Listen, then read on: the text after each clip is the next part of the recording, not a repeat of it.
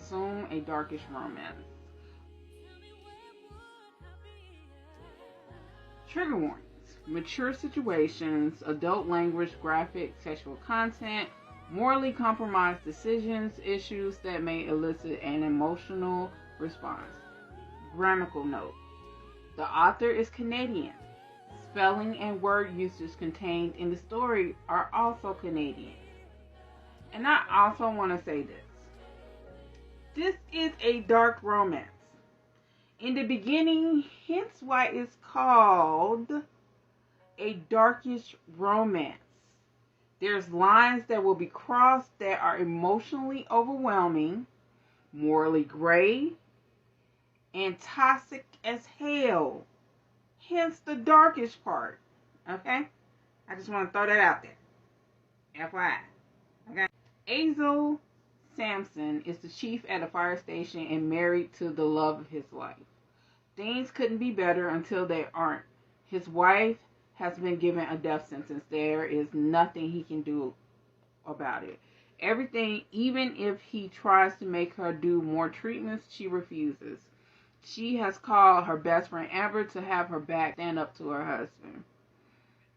After she has made her final decision, with the two people she loved the most at her side at the end, Azul can't hold his rage towards Amber for allowing her to give up. Not only does he say it, he shows it, in which puts tension between the families who all consider themselves family. Azul is in the empty house after the funeral and the repast, but can't find the strength to the bedroom that he once shared with his beloved. So he decides to go to the guest bedroom. And in the guest bedroom, he finds Amber, who's curled up in the bed. Sorry about that, y'all. Curled up in the bed. And he's angry because he's seeing. So he wakes her up. And he's like, get the fuck, he about to kick her ass out. And he's like, get the fuck out of my house, pretty much.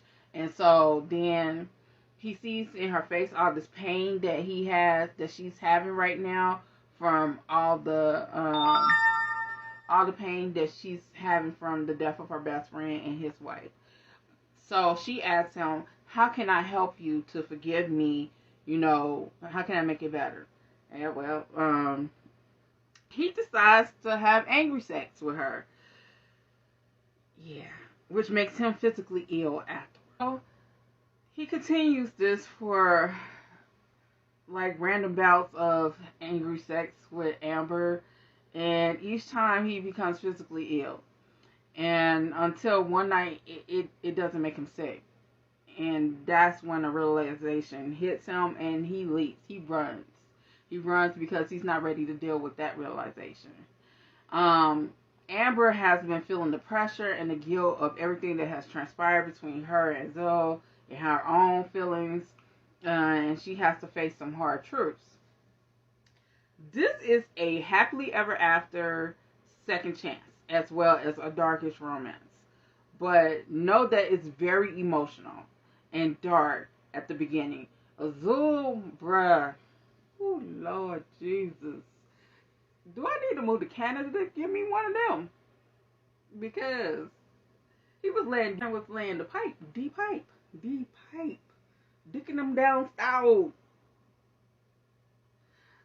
Do I need to move to Canada to find me one? I mean, I'm just saying. But at the end of the day, I think it's more of, grief is a monster that can rise you to do some extreme shit when you don't want to deal with grief. So you can't face the truth, so you do some real terrible shit sometimes. I, for one, love this book. It was very dark. It was very emotional. It was very in your face. The sex was fucking hot, off the chain, off the Richter scale. I give this a Badussy 1750. This is a must read. If this is a series, I need to find out if book